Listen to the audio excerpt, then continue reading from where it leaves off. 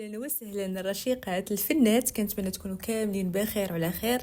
يلقاكم هذا الفيديو في تمام الصحه والعافيه، واهم حاجه اختي هي صحتك النفسيه، حافظي عليها باش تقدري تخسري الوزن. دخلتي معايا في تحدي لعلاج مقاومه الانسولين، وملي كنقولوا علاج مقاومه الانسولين اذا غادي تنشفي حتى دوك الدهون اللي نتيا مبرزطه بهم من شحال هذه، زائد داخلين على رمضان كيف قلنا. وملي كيجي رمضان واخا كتكوني صايمه صيام اسلامي ناشف، ما كتشربي حتى شي نقطه ديال الماء، واخا هكاك بزاف ولا الاغلبيه كيغلاضوا في رمضان. هادشي كيعني ان الصيام بوحدو ما كافيش، والماكله هي اللي كتحدد لك واش غادي تضعفي في رمضان اولا غادي تغلاضي. هادشي اللي غادي تشوفي في هذا الفيديو تقريبا هو اللي خاصك تكوني كتاكلي وانتي داخله في هذه الفتره ديال التحدي، في هذه الفتره ديال علاج مقاومه الانسولين، وهو نفس داكشي اللي خاصك تاكلي في رمضان ان شاء الله. اول حاجه عزيزاتي هو البروتين. ما تفاكيش مع الاحتياج اليومي ديالك، علاش؟ حيت في رمضان تيكون شويه ضيق ديال الوقت، ما كتكونيش كتاكلي بزاف ديال الوجبات، ولكن المشكل كناكل وجبات غالطه. احنا راه ما كناكلوش بزاف، ولكن تناكلوا بزاف ديال الخبازات، بزاف ديال الكرواسون، هادشي علاش كنغلطوا. اما الوجبات راهم قلال. يعني في الوجبه الاولى غادي تحرصي على الاحتياج ديالك اليومي من البروتين، تاخذي على الاقل نص ولا كمليه كامل، حيت في السحور غادي تاكلي شي حاجه خفيفه بزاف. كيفاش تحسبي احتياجك اليومي من البروتين؟ كنت قلتها لكم من قبل. ضرب ديال وزنك في 1.6. مثلا كتوزني 80، غتاخدي 80 غادي تضربيها في 1.6. داكشي اللي غادي يعطيك هو البروتين اللي خاصك تاكليه في اليوم الواحد. ركزوا على هذه، حيت البروتين هو اللي كيشبعك، البروتين هو اللي كيحافظ لك على عضلاتك، هو اللي كيزودك بالعضلات، البروتين هو الشعر، هو الظفار، هو الوجه. البروتين هو اللي كيحارب لك الشيخوخه ديال المستقبل. ركزوا على هذه القضيه ضروري. مع البروتين غادي تاخدي دهون صحيه، ضروري ومؤكد. دهون صحيه هي اللي غادي تحافظ لك على الهرمونات ديالك. خدي لافوكا، خدي مكسرات، زيت زيتون، كاين بزاف انواع الدهون الصحيه. عزلي وحده منهم ولا ديري شي جوج. بعض المرات انا كندير جوج لافوكا مع اللوز، هاد الكومبو كيجي واعر. خدي اللي متوفر عندك نتيا. الخضره غادي تاخدي اي خضره داخله في هذا الريجيم ديال الكيتو، او ما نقولوش كيتو، هذا الريجيم اللي خالي من الكربوهيدرات. والكوسه وحده من هاد الخضروات. الكوسه، علاش انا ديما تنقول الكوسه؟ لا بصح ديما تنقولها كنسى ولا ما نعرف مالي. الكوسه هي القرعه خضراء باللغه ديالنا حنايا اولا باللهجه ديالنا حنايا. خودي الخضره اللي داخله في هذا النظام، غادي نعاود نكتبها لك هنايا باش ما تنسيش. وملي تنقول رمضان اذا ضروري خاصنا شي كيكه ولا شي تحليه نختموا بها الفطير ديالنا.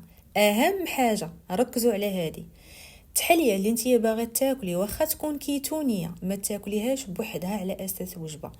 كليتي الفطور ديالك اللي فيه البروتين، فيه الدهون الصحيه، وفيه الالياف كيف ما قلنا، هذاك الحلوه اللي نتيا مشهيه واخا تكون كيتونيه، واخا تكون صحيه، واخا تكون ما فيها السكر، واخا تكون ما فيهاش دقيق، غادي تشدي القياس ديالك منها وغادي ترافقيه مع الوجبه، وغادي تسدي الباب وغادي تبقاي صايمه حتى للسحور عاوتاني.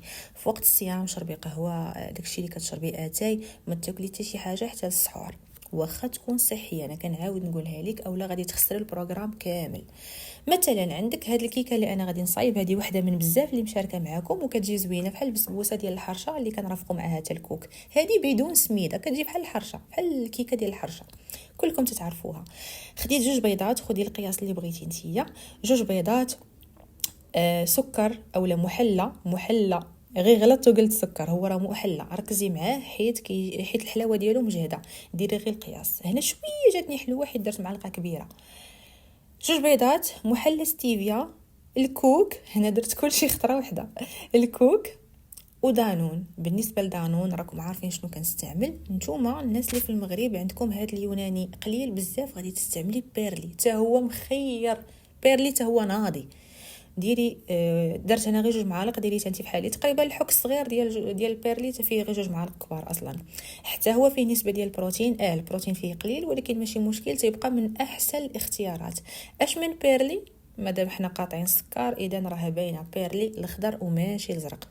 حركي هادشي كامل. بغيتي تزيدي تسرعيها وتجيك فحال شكل الكيكه ديال الحرشه، غادي ديري واحد الحكيكه ولا واحد العصره ديال الليمون الحامض. انا كنقول ليه الليمون الحامض، يا حكي شويه ديال الحامض يا ديري واحد العصره، كتعطي واحد البنه فحال ديك الكيكه ديال الحرشه.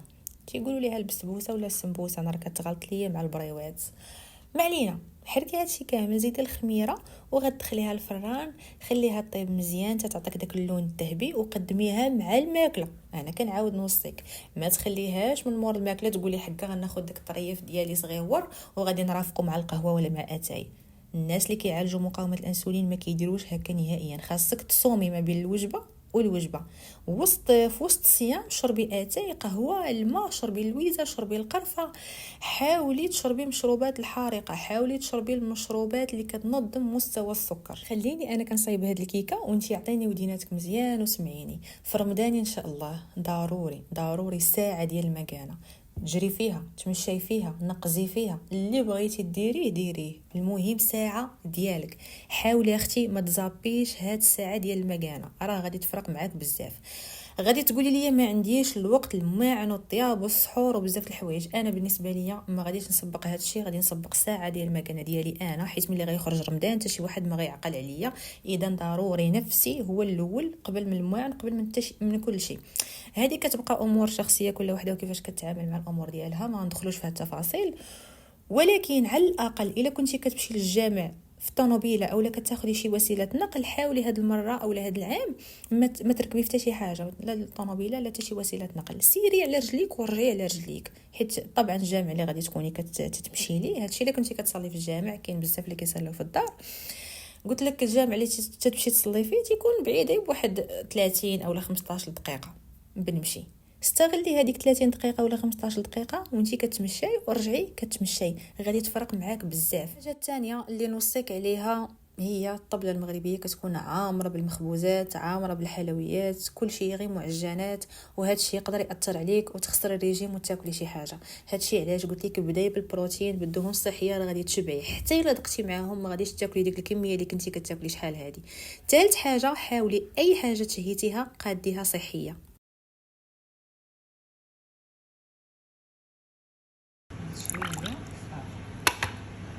قبل من الوجبه خاصك تشربيه. شنو قلنا كيدير الحامض؟ اللي متبعه معايا هي اللي غادي تكتب لي في التعليق الحامض شنو كيدير الا شربتيه قبل من الوجبه. غير المتتبعات الوفيات ديالي هما اللي غادي يجاوبوني. شوفوا لي الوجبه الاولى اولا شوفي لي هذا الفطير في حاله، خاصك تكوني كتاكلي حاليا في حاله، حيت انت كتعالجي مقاومه الانسولين وكتنشفي الدهون الا كنتي فعلا داخله معنا في التحدي. وفي حاله غادي تاكلي في رمضان. تخيلي معايا تاكلي بحال هكا 30 يوم بلا غش بلا حتى شي حاجه، وحتى الا غشيتي 80% ديال الالتزام غالبه على داك الغش ديالك. واخا تكوني 200 كيلو، واخا تكوني 150 كيلو وما عرف شحال، غادي تضعفي. مستحيل ما تضعفيش على هذا النظام هذا. الكيكه كانت في الفران ولكن راه كليتها مع الوجبه. ان فوا ساليت انا الوجبه ديالي لدرجه انني ما زوقتهاش باش ما يشدش ليا الوقت في الزواق، ما يشدش ليا الوقت ونخلي اسباس ما بين الوجبه الاولى وهاد الكيكه.